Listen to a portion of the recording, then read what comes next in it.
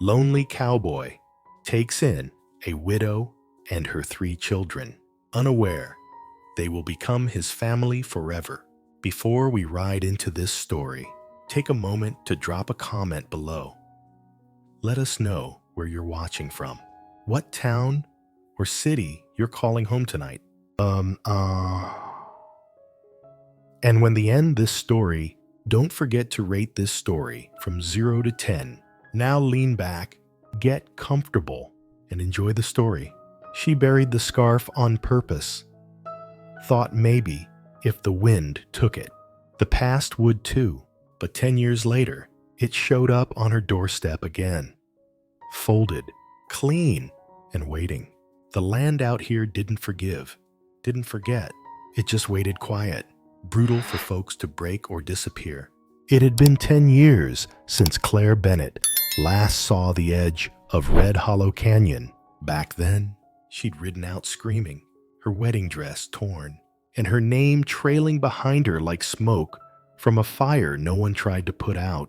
Now she walked back, on foot, dust caking her boots, her shawl stiff with old blood and desert wind. One hand clutched the hand of a little girl 7, maybe silent, sun-pinked, with shoes one size too small. No wagon, no letters, no man, just Josie, and a name too heavy to carry anywhere else. Clare Bennett was 32. She looked older. Life does that. When you're blamed for the kind of thing no woman's allowed to live past, not in a town like Fort Bridger. Not when your husband ends up face down in a creek with a Bible in one hand and bruises on your wrists. They called it an accident. She called it a beginning. Josie wasn't hers by blood niece, technically, but blood was a poor measure of family. Josie's real mother died coughing in a mining tent last spring. Nobody else stepped up, so now it was Clare, always Clare. They arrived just past dusk. Red Hollow wasn't a town. It was a scratch on the map, where canyon walls split like ribs and the wind made a sound no bird could match. There was only one cabin out there, perched on the ridge, like it might fall in one day. Clare saw it, still standing, still alone. She didn't expect welcome, not after what she'd done, not from him. But Josie's feet bled, and her voice was hoarse, and the sun was gone. So Clare led the child up the path, one arm steadying her, the other gripping a bundle wrapped in faded linen.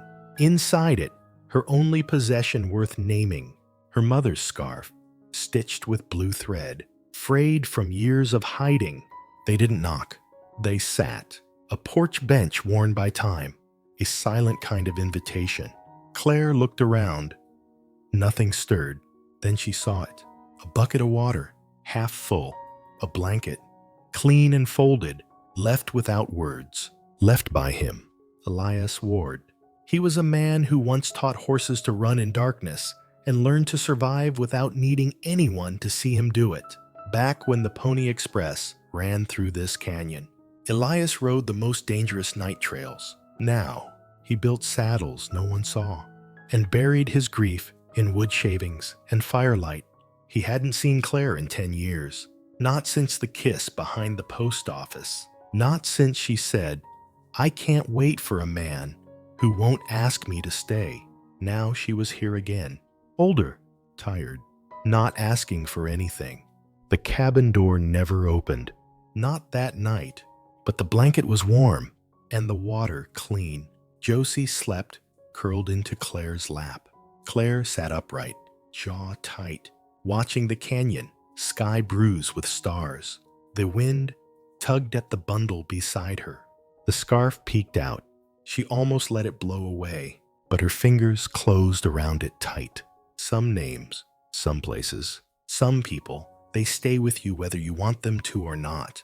And when morning came, the cabin door stood ajar. Coffee steamed on the table inside. Elias was gone, but his axe marks were fresh on the wood pile. Clare stared at the open door. Would she dare to stay? Part 1. The wind remembers. The door didn't creak when she opened it. Somehow, that made it harder.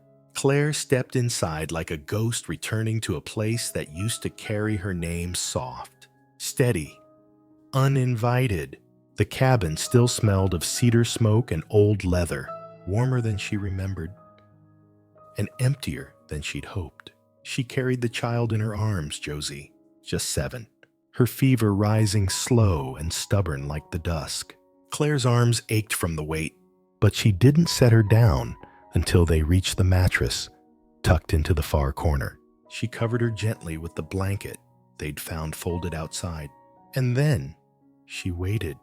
There was nothing left to say to the walls, and nothing left in her chest that hadn't already been buried under years of silence.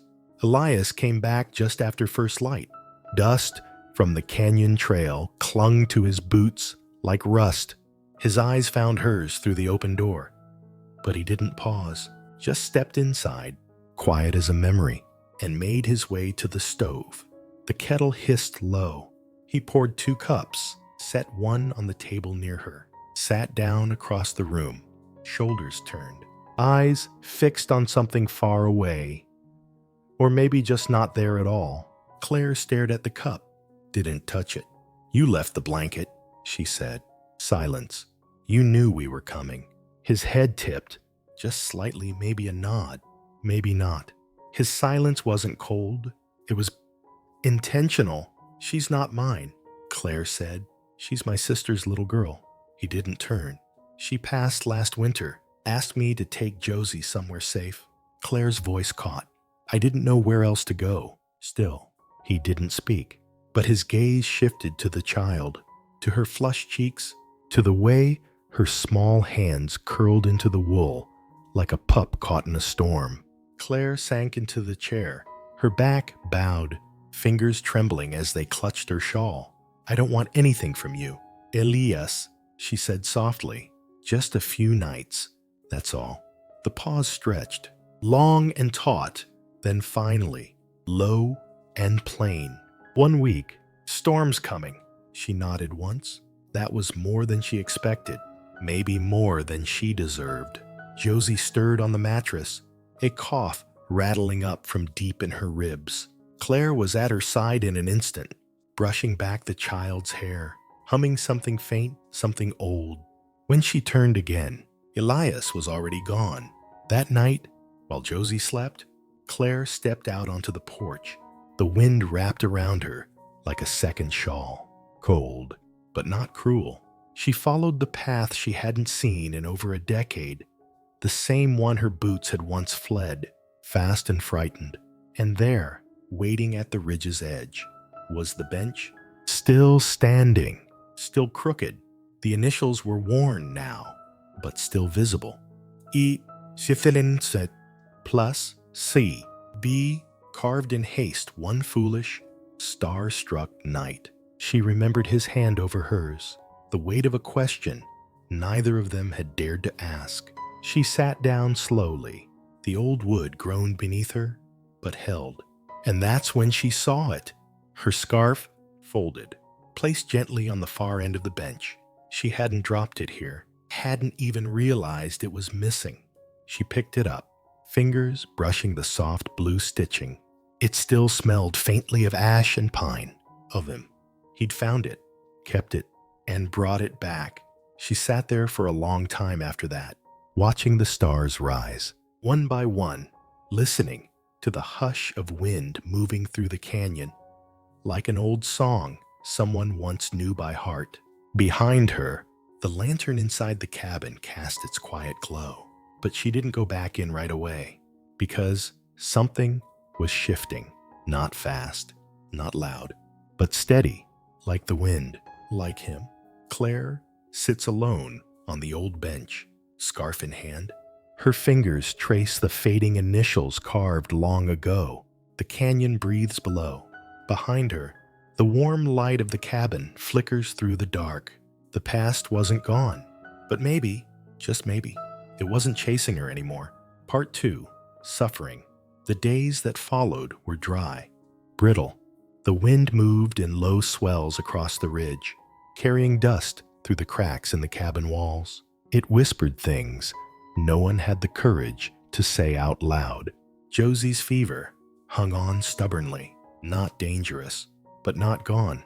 Claire stayed close to her, sponging her forehead with cooled rainwater, humming songs she barely remembered from girlhood.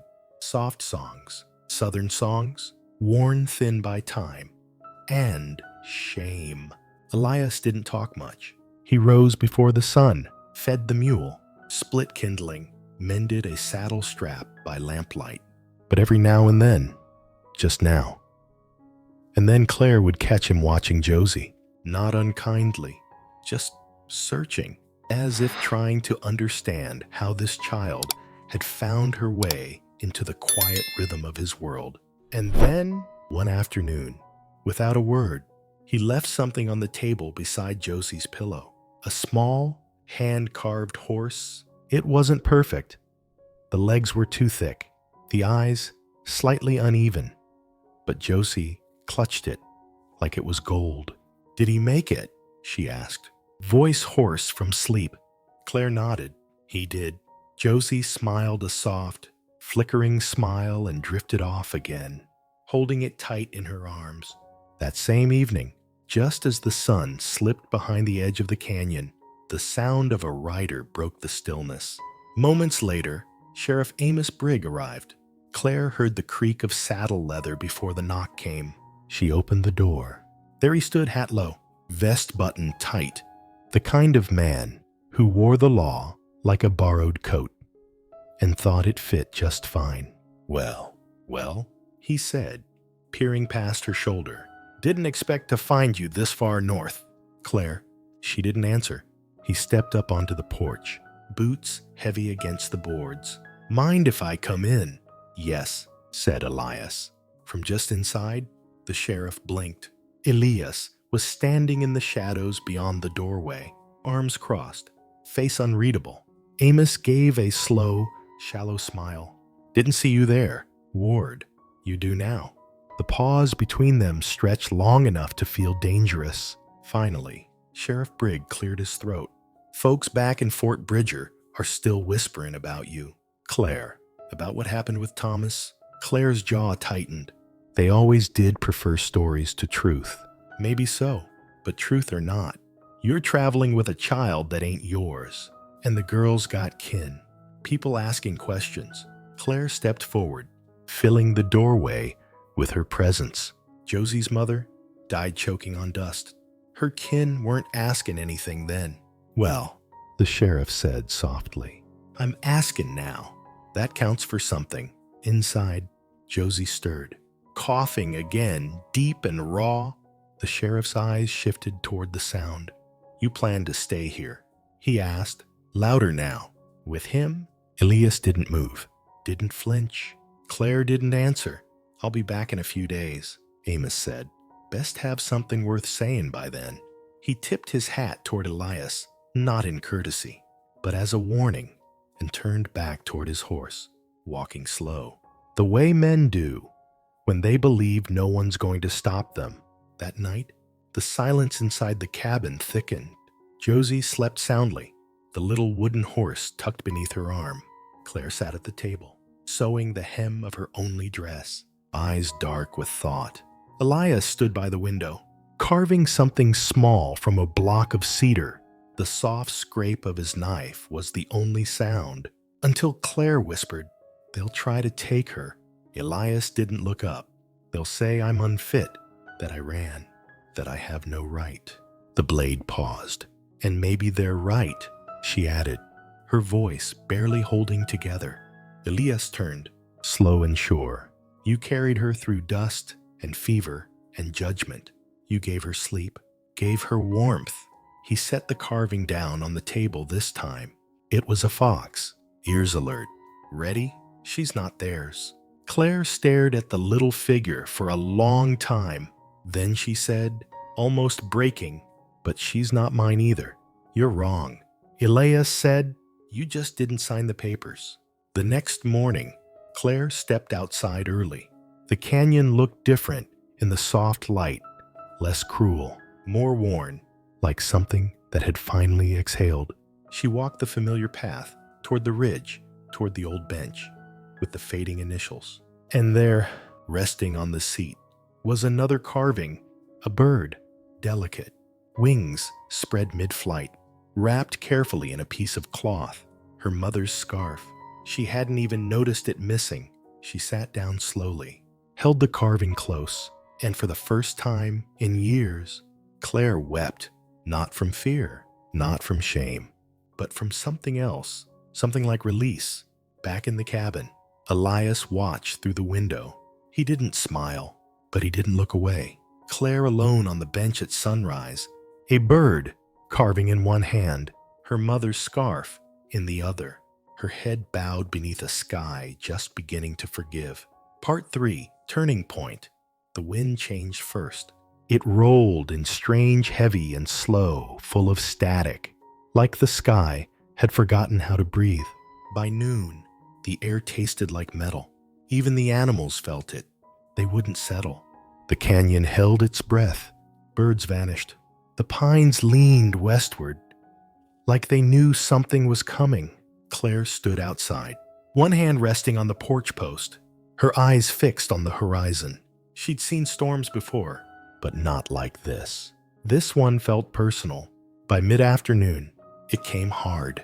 Dust and grit rose up from the basin and clawed across the ridge, howling like something ancient and angry. Elias shut the shutters, nailed the back door, stacked wood tight by the stove. Claire helped wordless, knowing neither of them spoke. Josie coughed in her sleep, curled under the quilts, her cheeks glowing red with fever. The heat inside thickened. No wind, no breeze, just the dry crackle of stillness, and the storm's fist pounding at the walls. Night came early. Outside, the world disappeared. No stars, no moon, only the furious sound of wind tearing at the roof. Inside, the cabin shrank. Every breath felt louder. Every glance meant more than it used to. Claire sat beside Josie, soaking a rag in cool water, dabbing her brow. "She's burning up," she whispered. Elias crouched beside them, pressing the back of his hand to the child's forehead. "She needs water," he said. "We don't have enough." Elias stood, crossed the room. He pulled a jug from behind the tools. Spring water, buried deep, saved for when things got bad. Claire stared. "You kept that all this time?" He didn't answer, just poured slow, steady into a tin cup, held it gently to Josie's lips. She drank in quiet gulps, then turned into her pillow. Elias didn't move. He stayed kneeling there beside her, one hand on her back, the other holding the carved horse she'd dropped in her sleep. Hours passed. Claire couldn't rest. The storm was too close, the fever too high. She sat by the fire, hands trembling as she stitched the same thread into the same patch over and over again. Across the room, Elias sat at the table, knife in hand, shaping cedar into something she couldn't yet see. "What are you carving now?" she asked, her voice small, soft. He looked up. Firelight caught the edge of his jaw. "I don't know," he said. "Just carving." Claire nodded. "That's how I talk, too. Stitching, cooking, cleaning, anything but words." A breath. "I used to be good at talking," she added. "Back when I thought someone was listening." Elias set the carving down. "You don't talk to be heard, Claire. You talk to remember you're still here." She looked at him then, not like a man she once kissed and ran from, but like something solid, like something she could lean on. "Why'd you let us stay?" she asked. His hand stilled. "Because you came. That simple." He shook his head. "Quiet? No, not simple at all." A loud crack split the cabin part of the roof, giving under the strain. Claire flinched. Josie whimpered. Elias was already moving, bracing his shoulder against the beam, holding it steady with raw strength. "We'll fix it," he muttered. "When it's done." Claire stepped toward him, drawn by instinct. The wind screamed louder now, pressing dust through the seams of the walls like 1,000 angry fingers. Without thinking, she reached up and brushed sawdust from his collar. I never meant to stay this long," she said. I never meant to want you to." Elias replied, "The words weren't smooth. They weren't meant to be, but they were true." Sometime before dawn, Josie stirred. Claire was half asleep by the fire when a small hand found hers. "Ma," Josie murmured. Claire held her breath, but then the child turned, voice barely there. "Uncle Eli." Elias froze. Claire saw it. Josie sighed, drifting back to sleep. The carved horse pressed to her chest. Elias looked at Claire. She didn't cry. She just smiled. The kind of smile that breaks you first and heals you after. By morning, the storm had passed. The air smelled of rock and dust and something new. Outside, the world had rearranged itself. Branches broken, paths shifted, silence resting like fresh snow. But inside that cabin, a child had chosen a name, and two souls who'd spent 10 years alone now shared something they couldn't quite name. Not yet, but it was real, and it was enough. Elias asleep beside the hearth, Josie curled close, her small hand tucked in his, Claire watching from across the room, her mother's scarf tied gently around her wrist, like memory, like promise, like home. Part 4, Rebirth. The canyon woke slowly. For the first time in weeks, the wind didn't moan through the pines. The sun rose, bold and golden, as if it wasn't afraid anymore, casting long, soft shadows across the ridge. Snowmelt threaded down the rocks in quiet silver trickles. Even the crows stayed quiet, like the whole land was holding its breath. Inside the cabin, Claire lit the stove before sunrise, not because she needed the warmth, but because some mornings just deserve it. Elias stepped in from feeding the mule, his coat dusted with frost. The collar turned high. His eyes found hers in the hush. He didn't speak, just tilted his chin toward the table, where Josie sat, upright and awake. She was braiding the tail of her carved horse. That day moved slow, like the earth itself was relearning its pace. Josie followed Elias everywhere, asking questions about trees and hoofprints and mule tracks. He never told her to hush, never said later. He just answered steady, patient, soft. From the porch, Claire watched them, a little girl, learning what trust sounded like in the rhythm of boots on dirt. Later, Elias handed Josie the reins of his old gelding. "Show her," he said. Josie's face lit up like lantern flame. Elias lifted her into the saddle with the gentleness of someone who knew the cost of falling. She gripped the pommel tight, but smiled wider than Claire had ever seen. The horse stepped forward, slow and sure. Elias walked beside her, one hand on the lead rope, and Claire's breath caught in her throat. That evening, after supper, Josie drew by the fire. Horses, trees, a cabin with smoke curling into a star-filled sky. Claire stitched quietly, mending one of Elias's old shirts. Her hands moved by feel, now not out of habit, but out of peace. At the table, Elias carved something she couldn't yet see. Every so often, he'd pause, run his thumb along the grain, then shape it again. Later, once Josie was asleep, Claire joined him. He slid the carving toward her. It wasn't a horse. It wasn't a fox. It was her. Not perfect, not fine-boned or flowery, but strong. A woman with a shawl wrapped around her shoulders, a braid down her back. Claire's hand trembled as she picked it up. "You remembered the braid," she whispered. "I remember everything," Elias said, eyes steady as stone. She looked at him for a long time. No blush, no smile, just the truth, resting between them. Outside, spring unfolded in soft, quiet pulses. Claire began tending the edges of the cabin, sweeping the stoop, planting old seeds she found at the bottom of her pack. Josie gathered smooth creek stones, arranging them in circles near the porch. She said they were fences, but Claire knew better. They were walls, her way of drawing safety into the ground. Elias built a second shelf above the hearth. Clare filled it with carved animals. One evening, as dusk stretched pink across the sky, Clare stood at the ridge at the old bench where the past still lived in carved initials. She ran her fingers across the faded letters, then took her scarf, the soft blue one, and tied it around the top rail. The wind lifted it gently, like a flag that meant nothing to anyone except her. Behind her, Elias came quietly. He didn't speak, just stood beside her, their shoulders nearly touching.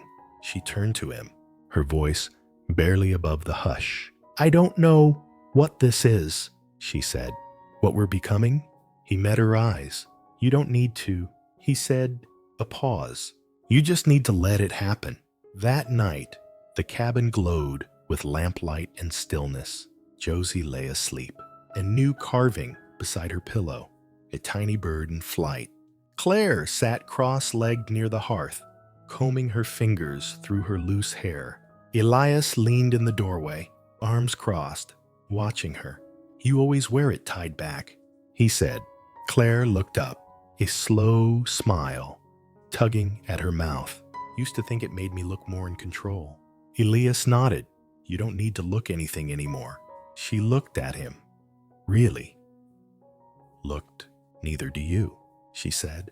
He crossed the room and sat beside her, close, but not too close. She reached for his hand, the one worn rough from years of works. He let her. No words, no promises, just the firelight, and two people no longer hiding from it. Elias and Clare seated by the hearth, fingers loosely intertwined. Outside, the blue scarf flutters in the breeze, like a heartbeat made visible, soft and steady and finally free. Part 5. Emotional hook. It began with hoofbeats, slow, deliberate, not hurried, not panicked, the kind of rhythm that doesn't ask to be heard. It expects to be. Clare heard it first. She was hanging a damp sheet across the line when the sound curled over the ridge. She turned slowly, breath caught tight in her chest. Behind her, Elias stepped out onto the porch. His shoulders stiffened. His eyes narrowed toward the trail. 3 riders. One wore a silver star. And in the center rode Sheriff Amos Brigg. Inside the cabin, Josie peeked through the curtain. She didn't speak, didn't move. She just held the little carved bird in both hands, like it might lift her off the ground if things went wrong. Clare stood tall at the top of the steps, arms crossed, back straight. Elias stayed beside her. The sheriff dismounted with practiced ease, brushing trail dust from his vest, like he was stepping into Sunday service. This time, he didn't tip his hat. "You got a letter," he said, pulling an envelope from his coat. "Came down from Cheyenne." Clare didn't reach for it. Elias did, opened it slow. The sheriff didn't wait. "Court says Josie's next of kin filed for custody. A family back east. Blood relatives. Good standing. Wealthy." Claire's stomach twisted. "They've got papers?" Amos continued. "Judges. Influence." The air thinned. "And you think that matters?" Elias asked, voice low. "Even?" The sheriff turned toward him, one brow raised. "You planning to keep a child with no claim, no law behind you?" Elias stepped forward, just one step. "It was enough. I'm planning to keep what's already home." The air snapped taut. The deputy shifted in his saddle. The third rider didn't move at all. Claire's hands gripped the edge of her shawl. "She doesn't belong to strangers with soft hands and polished boots," she said. "She belongs where she laughs, where she sleeps through storms." The sheriff glanced toward the cabin window. Maybe he saw Josie, maybe not. But Elias, he saw everything. He stepped to the porch rail and picked something up. A carving, the first one he'd ever made. The little horse Josie had named and clung to through fever. He handed it to the sheriff. "You show them this," he said. "Show them what's holding her up when the world feels too big. And if they still want to take her, they can come themselves." Sheriff Brigg looked down at the carving. It was rough, uneven, but it had been held, loved. Something in his face shifted. He didn't argue, didn't nod. He folded the letter, didn't read it, then turned to his horse. "You didn't see me ride up today," he muttered. And just like that, he was gone. The silence afterward was heavier than hoofbeats. Claire sank onto the steps, knees giving out. Elias sat beside her, close, but not touching. "She'll ask one day," Claire whispered, "why we had to fight so hard to stay together." Elias didn't take his eyes off the trail. "She won't need to ask," he said. "She'll know." That night, Josie slept between them. The fire flickered low against the cabin walls. It wasn't a home made of gold, not one a court would recognize, but it was theirs. And when the child finally slipped into sleep, still holding her bird close to her heart, Claire turned to Elias and spoke the words she had carried for years, too heavy to say, too true to silence. "You didn't have to choose us, you know." Elias turned his head. "I did," he said gently. "Why?" He looked at her. "Really? Looked because you didn't run, and I didn't want to be alone. When you finally stopped," they kissed, slow, not urgent, not hungry, just true. Later, with the fire down to embers, and Josie curled safe between them, Claire whispered into the dark, "You think they'll come again?" Elias waited a long time, then said, "If they do, we'll still be here." The blue scarf, tied to the bench, flutters in the spring breeze. Josie runs, laughing through the canyon brush, the bird carving in her hand. Claire and Elias stand at the ridge, shoulders brushing, the initials on the bench worn, but still there. And beneath it all, roots. The wind eased that spring. The canyon, once so full of echoes, now held only the sounds of laughter, hoofbeats, and a woman's soft humming as she swept her porch each morning. Josie grew stronger, her cheeks pink with sun, her fingers stained with berry juice and river mud. She called the bench the lookout and tied new bits of ribbon beside the old blue scarf whenever she felt brave. Elias carved less, not because he stopped needing to, but because there was finally someone to talk to. And Claire, who once walked barefoot through a world that had spat her out, stood rooted now, not by chains, not by fear, but by choice. She stitched a curtain for the window. She baked bread on Sundays. She wore her hair loose when she felt safe, which was most days now. One evening, long after the sky turned purple and the air smelled of sage and pine, Elias sat on the porch beside her. She leaned into his side, no words spoken. Inside, Josie was drawing a house with 3 figures, one tall, one with a long braid, one small, holding a wooden bird. She had labeled it Us. Tell us, what did this story stir in you? Drop your thoughts in the comments and rate it from 0 to 10. And if you want more stories like this one, make sure to subscribe and ring that bell so you never miss a ride. Some families are born, some are chosen, some are carved slowly from silence, like wood, into something beautiful. So if you've ever stood between what's easy and what's right, if you've ever built a home from nothing but courage and kindness, if you've ever chosen silence over revenge, comment below. I understand, Elias, because the next story, it goes even deeper. And sometimes, the only thing more powerful than love is the choice to stay. The canyon keeps her name.